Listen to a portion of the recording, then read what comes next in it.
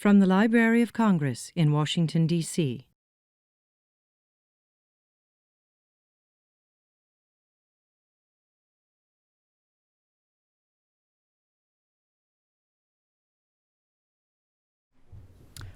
Good afternoon. Welcome to today's lecture titled Recovering the National Memory, the Quest for a Pre-Colonial Filipino, sponsored by the Library of Congress, Central Rizal, Washington, D.C., and the Embassy of the Philippines in commemoration of the 120th anniversary of Philippines' independence from Spain. My name is Hong Tamor, reference librarian for Southeast Asia Collection. Due to time constraints, please hold your questions until the Q&A portion of today's lecture. Also, please note that we are recording this lecture for webcast. So by asking questions, you are giving the Library of Congress permission to record you and your questions. Lastly, please switch your phones to vibrate to avoid interruptions. I would like to invite Dr. Dongfeng Shao. Where is he? Oh, I'm sorry. Chief of the Asian Division, to the podium to say a few words about the Asian Division. Dr. Feng.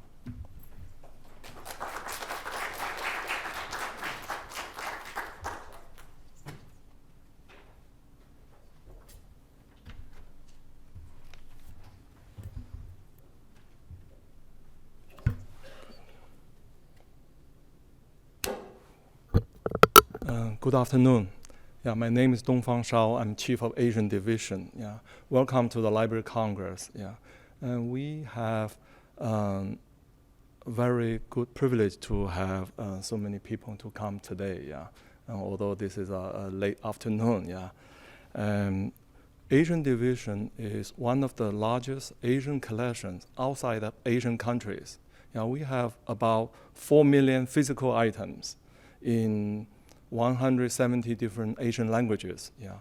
And Asian Division was established in 1928, yeah, this month, by the U.S. Congress. Yeah, so this year we marks 90th anniversary of Asian Division. Yeah, so this is a good day for celebrate our collection, yeah, for 90 years. And Asian Division reading room is located in Jefferson Hall, yeah, and the first floor, the room 150. So after lecture, and Hong Tamor will take some of you to the reading room to have a tour. Yeah, and it walks about 7 to 8 minutes from this building. Yeah, and we have covered the several 23 countries and areas, including the East Asia, Southeast Asia, South Asia, Mongolian and Tibetan languages materials. Yeah. So Philippines is one of the largest collection in the Southeast collection. And Hong Tamor later will introduce our Philippine collection and particularly some material unique to maybe interested to you. Yeah. And the Library of Congress now is trying to reach more to public through the outreach program like this, yeah. And I hope today's lecture will be a successful one. And now I turn to Hong Tamor to introduce our Philippine collection.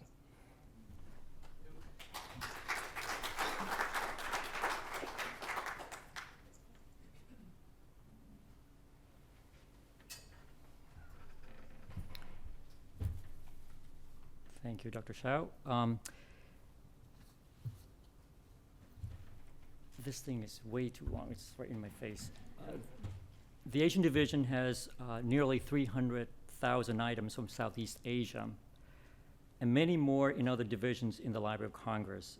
The materials on the Philippines has been considered one of the richest Filipina collections in North America as a result of the U.S. involvement in the Philippines since 1898.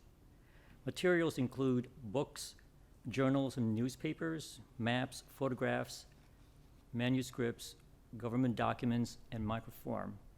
These items are housed in many divisions in the Library of Congress based on formats.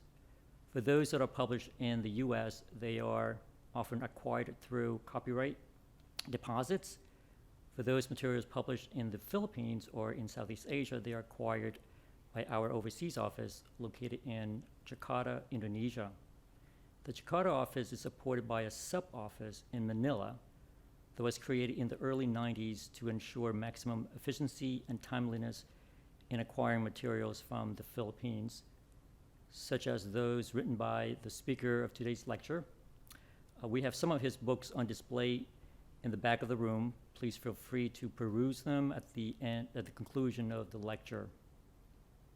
Now for the main event, we are honored to have Mr. Virgilio Almario here today. Mr. Almario holds a distinctive and prominent position in the Filipino literature. He is an authoritative figure and advocate of the national language and language nationalism. He was proclaimed National Artist for Literature in 2003.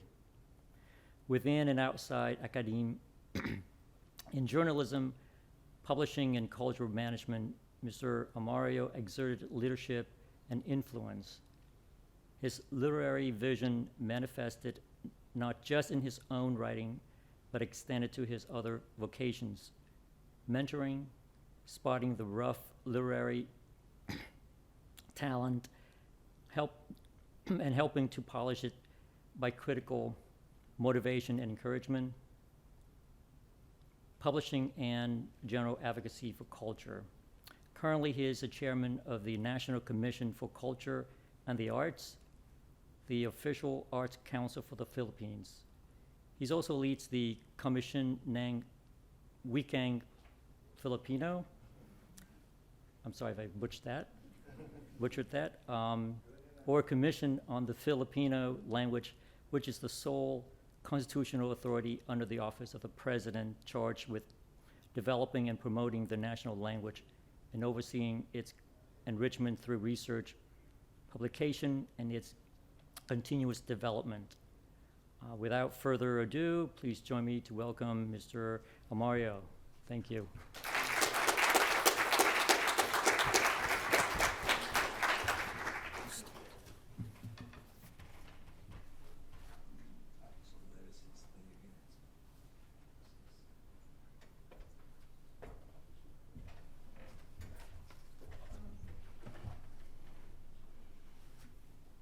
Thank you so much, Mr. Hong Tamur.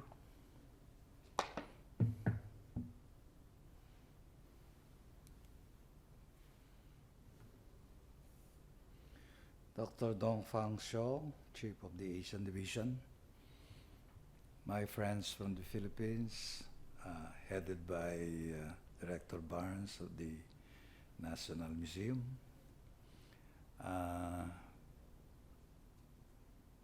Guests, ladies and gentlemen.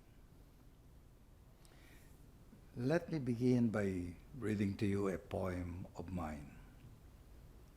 It is in Filipino, the national language, and I'd like you to hear at least how it sounds in the original. I'm providing an English translation, of course, which you can see on the PowerPoint. The title of the poem is Ang Bangkay, the corpse. Here is the poem. Iniluwa ng dagat ang bangkay, pagkaraan ng 2 oras na unos. Isang katawang pumutla sa asin at namamaga sa nilagok na alon. Nababalot ang leeg ng lantang baging dagat. May sihang natalukab ang bunganga at halos lumuwa ang nakatirik na mga mata nang matagpuan sa dalampasigan. Sinusuot na ng mapagsaliksik na alupihan at talangkang bato ang butas ng ilong at tainga. Bagamat walang mabakas na kasaysayan sa katawan, ang mga nagsiyasat na taga-baryo. Marahil inabot ng sigwa sa laot o na-aksidente habang namamasyal at tinangay ng matuling agos o biktima ng karahasan at itinapon sa dagat. Natagpuan itong nakasampay sa tuod ng isang anak ng mangingisda at hindi rin matapos ang kanyang pagtataka kung paanong inagnas ng dagat pati ang pangalan ng bangkay. Now you will certainly ask, what has a corpse got to do with Philippine culture? The corpse is not a symbol of the country because our country now, I would like to believe, is very much alive or even in ferment.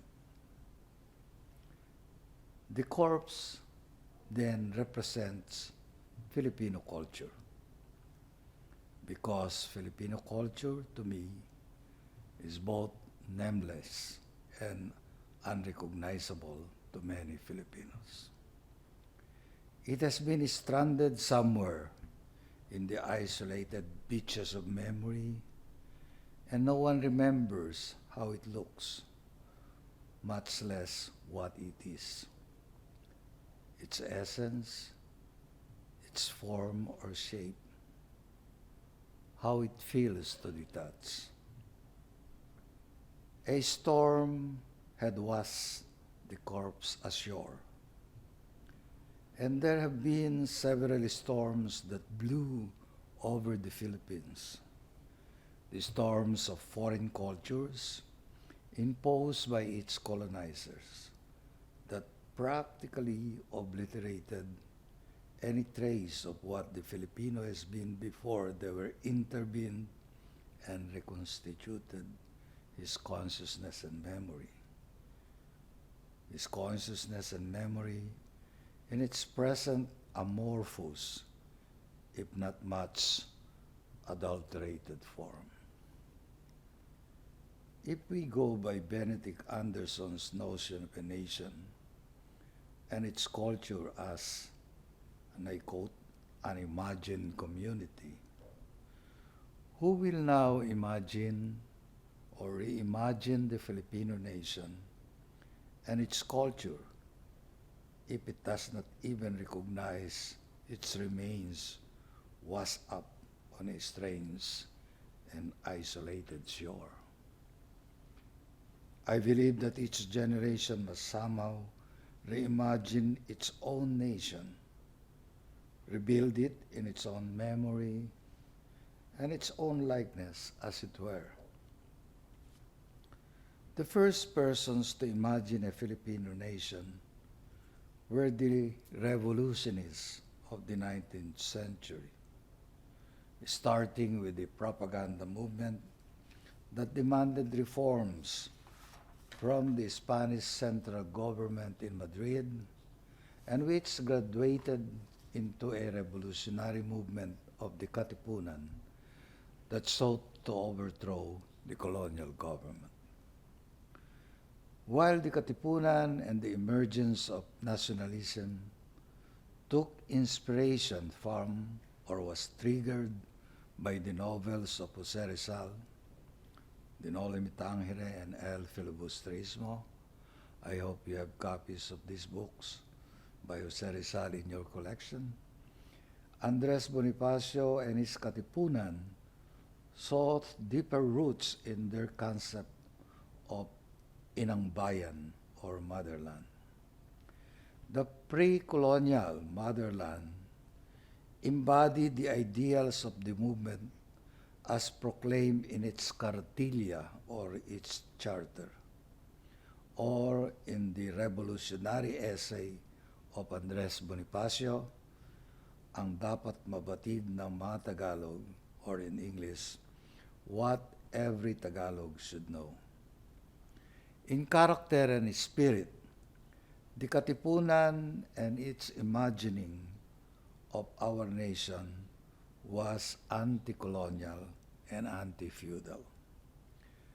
The revolution was aborted because it was taken over by the feudal lords, or the landed and educated class that wrested its leadership from Bonifacio, who only wrote in Tagalog and not in Spanish.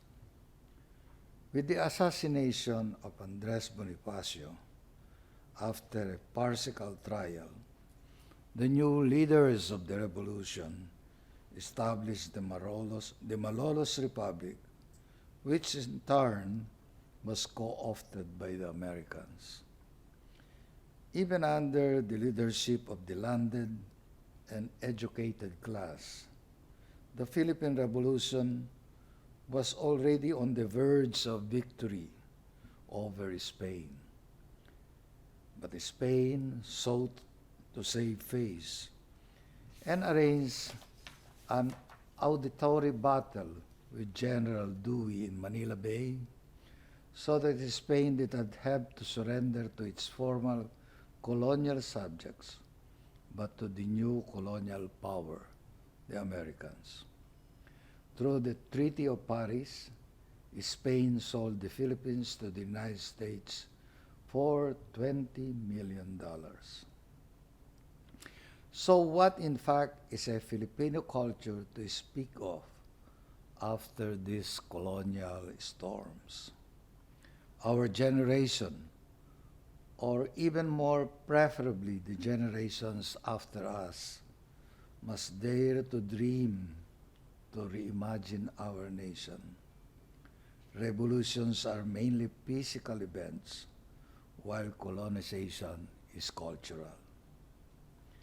The task for the cultural sector, especially under the leadership now of the National Commission for Culture and the Arts, is to have a more direct and active role in the act and process of national reimagination.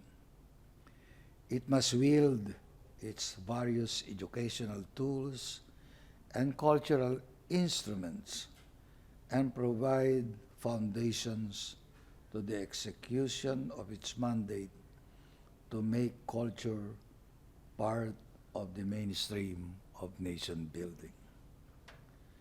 The re-education of the Filipino into someone capable of reimagining himself and the nation entails a revisiting of Philippine history. But sadly, the only Philippine history we know dates back from 1521, when Ferdinand Magellan supposedly discovered the Philippines. But what history is history from the Western point of view of a colonial history? What we need is a native, non-colonial Filipino history. Archaeologists, for example, have discovered the remains of an ancient Filipino from 60,000 to 30,000 years ago in a cave, the Tabon Cave in Palawan. The most recent archaeological diggings in Kalinga province in the Cordilleras even show that humans were in the Philippines as early as 709,000 years ago. But even if we reckon only from the dating of the Tabon man, we need to recover our historical memory for at least 28,000 years. We must be able to retrace our steps to the time when ancient Filipinos discovered the Philippines, not a Portuguese named Magellan. If we must recover this lost memory, we must study, preserve, and safeguard our intangible cultural heritage. Right now, heritage preservation in the Philippines focuses mainly on built heritage, the tangible cultural heritage that comes from our colonial past. Surely, the earthquake baroque of our Spanish churches, the airy but sturdy Antillean architecture of our Bahay na Bato, to mention a few, are valuable relics and repositories of our colonial past. But again, the memory we must recover does not reside in these relics.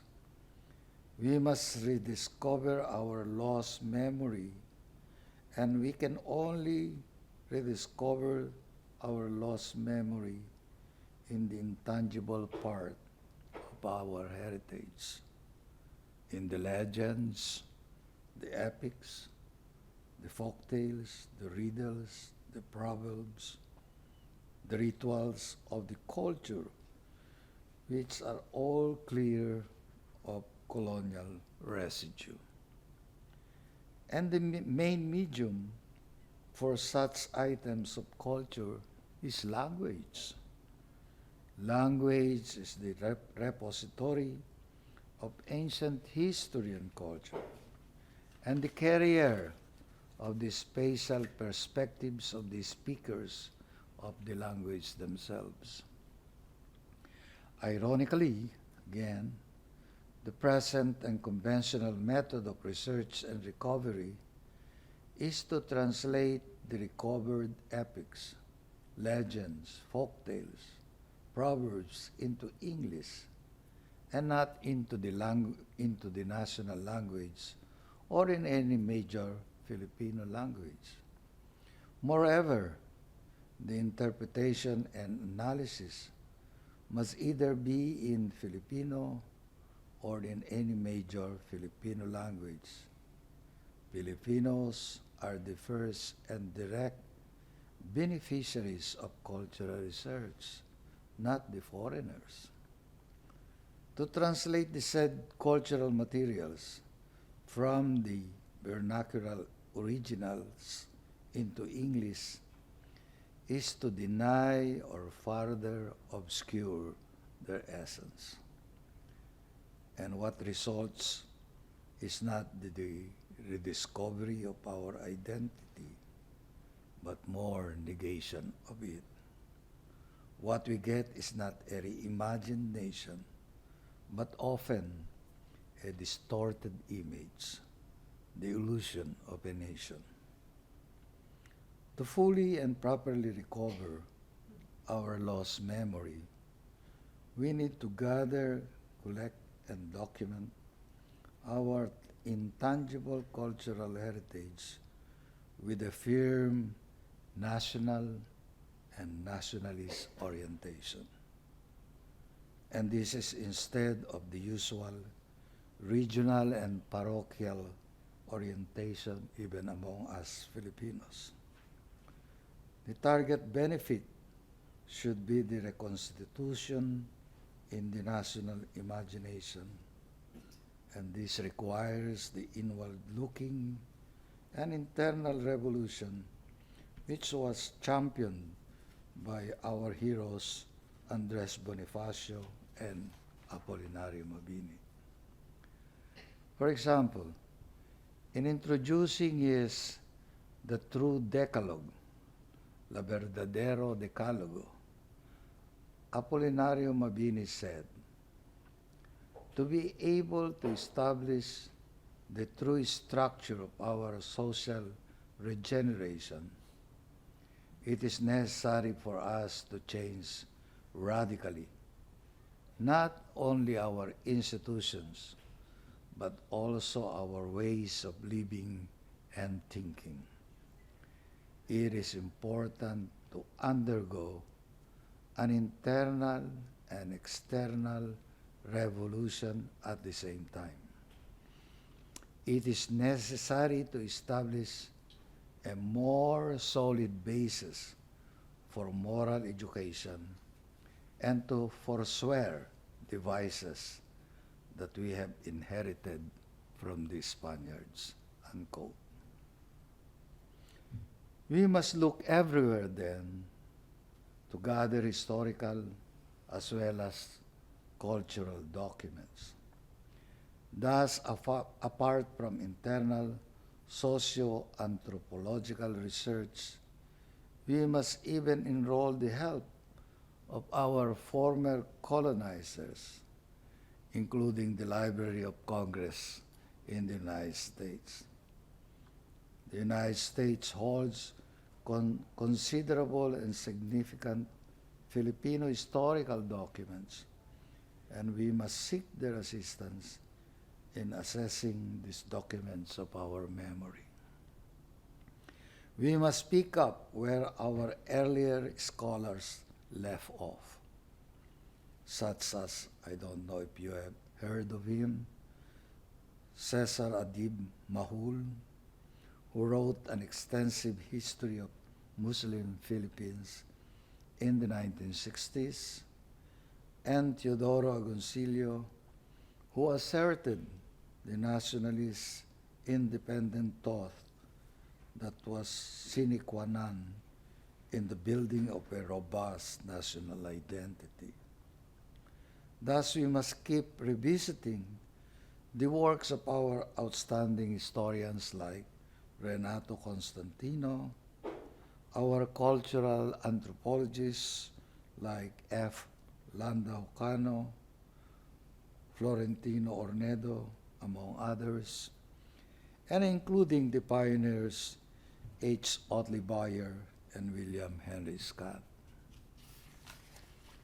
We must look everywhere, for throughout it all, we must look intently inside, for that is the only way we can recover from the cultural amnesia colonization has inflicted upon us. Frantz Fanon said that the worst devastation visited by colonialism upon the colonized is not the sapping of a nation's natural wealth. Yes, the sapping of natural wealth is fatal and debilitating, but the ultimate crime for him is the sapping of the national memory. And that is done through the substitution of the colonizer's culture over the native one. Through various devious methods of re-education and reorientation, the colonized is made to forget his history and native culture and learn to love instead his master's culture. And why? Because a person without memory is a person without pride, and thus much easier to enslave, much easier to subjugate, and would tend to be always awed by the superiority of his master's image. Thus, even when he is freed, he will continue his master's education and feel inferior to him. A man without memory is a man with a deep inferiority complex. A nation without memory is a nation without pride. The Philippines is no different from all the former colonies liberated in the 20th century that suffer from a deep and miserable cultural amnesia. To overcome this cultural amnesia, we must go the same route of re-education and reorientation through and into our own culture and history. What we need for the Philippines now is not a political agenda, but what we need is a new cultural agenda. We must orchestrate the execution of the mandates of our cultural agencies under the umbrella of the National Commission for Culture and the Arts, from the National Archives to the National Historical Commission, from the Commission on the Filipino Language through the National Museum and the Cultural Center of the Philippines. You know, the month of May has been designated National Heritage Month under Proclamation number 439 of the year 2003. This year, the National Heritage Month was launched in the southern city of Davao on the island of Mindanao. In opening the celebrations, I said, we need to celebrate our national heritage in whatever shape it is, even how small, splintered, fragmented, or distorted it is, because we want to remember. And we want to remember because we want to recover our memory of our past. We want to recover our memory because we want to rediscover our pride, our more glorious identity, as Andres Bonifacio posited it while instigating our national revolution against colonialism, so that we can chart a clearer and more vigorous direction for our future. Ang ating pambansang paroroonan, our national destination and destiny. And the corpse, after all, tossed up by the sea in some isolated shore, need not be revived. It has been consumed and desiccated by the elements. It might be, after all, the remains of our reconstructed colonial memory or unreconstructed colonial memory. What the corpse need is a resurrection and transformation through the reinfusion, ang daming reinfusion of the lifeblood of national memory. As it is reconstituted with our true heritage and memory, we will begin to understand its wholeness. We will begin to know again and assert its name, Filipino. Maraming salamat po. Thank you for your time.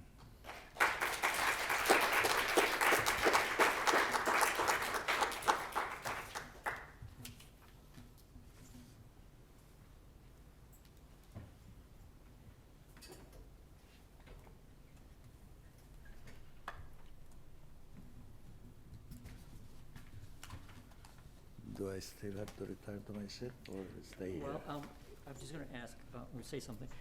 Thank you, Mr. Chairman, for the wonderful talk. This is a time for Q&A.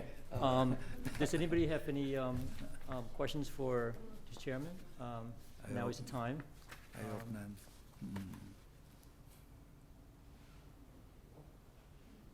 There is one there. Can we stay closer to I do not have a question, but I'd like to thank you for quoting and referring to Franz Fanon. Because those of us who study African civilizations and African American history rely upon him for direction. And much of what you have said today is the work that is going on within the African American community in trying to recover our history as well. So I thank you very much for your presentation. Thank you too for appreciating my citation from Franz Fanon. I love him.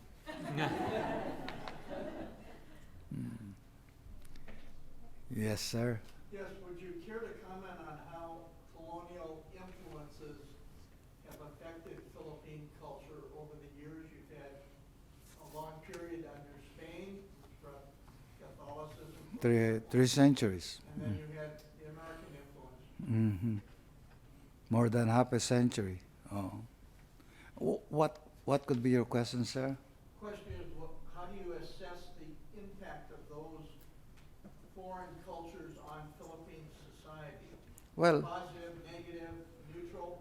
I would not say positive or negative or neutral, but in my talk now, what I try to emphasize is the more negative impact on our consciousness, as I quoted from Franz Fanon.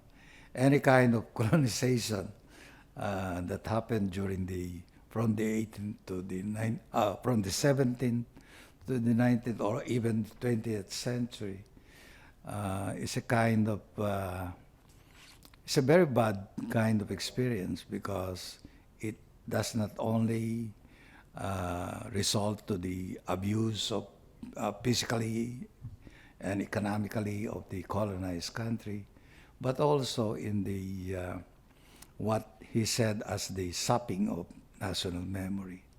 And that's the worst kind of effect colonization makes towards all the colonized countries of the world, especially in Asia, Africa, and South America. Mm-hmm.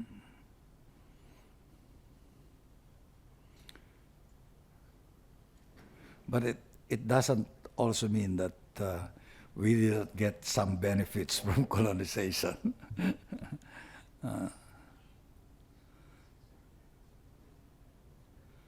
questions?